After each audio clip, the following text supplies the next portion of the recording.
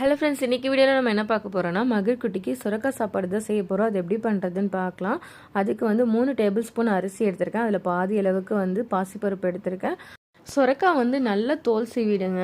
உள்ளே இருக்க விதையெல்லாம் நீக்கிட்டு அதில் ஒரு சின்ன துண்டு மட்டும் கட் பண்ணி எடுத்துக்கோங்க, உங்களுக்கு தேவையான அளவு. நான் வந்து இது 2 வேலைக்கு கொடுக்க போகிறேன். காலையில் ஒரு வேலை வந்து கொடுப்பேன், மத்தியானம் ஒரு வேலை கொடுப்பேன். அதனால தான் நான் வந்து இவ்வளோ சுரக்காய் சேர்த்துருக்கேன். நீங்கள் ஒரு வேலைக்கு மட்டும் கொடுக்குறீங்கன்னா அப்படியே கிரேட் பண்ணி கூட நீங்கள் இதில் சேர்த்துக்கலாம்.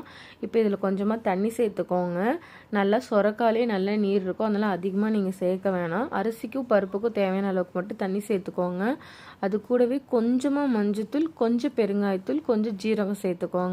நான் வந்து 1 வயசு வரைக்குமே உப்பு கொடுக்க வேணாம்னு நினைக்கிறேன். அதனால் நீங்களுமே கொடுக்காதீங்க. டாக்டர்கிட்ட கேட்டுக்கோங்க கொடுக்கலாமா வேணாமான்னு சொல்லிட்டு. முடிஞ்ச வரைக்கும் தவிர்க்கிறது வந்து நல்லது. இதை வந்து ஒரு 4-5 விசில் விட்டு நல்லா வேக வச்சு எடுத்துக்கோங்க.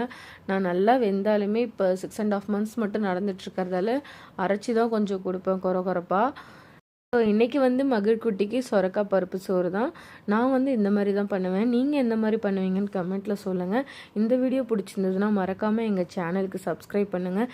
இதே மாதிரி வந்து நான் என்னெல்லாம் என் குழந்தைக்கு கொடுக்குறேங்கிறத அடுத்தடுத்த வீடியோவில் வந்து வரும். இந்த மாதிரி ஃபுட் ரெசிபீஸ்லாம் உங்களுக்கு பிடிச்சிருந்ததுன்னா மறக்காமல் லைக் அண்ட் ஷேர் பண்ணுங்கள். இன்னொரு வீடியோவில் பார்க்கலாம். பாய்.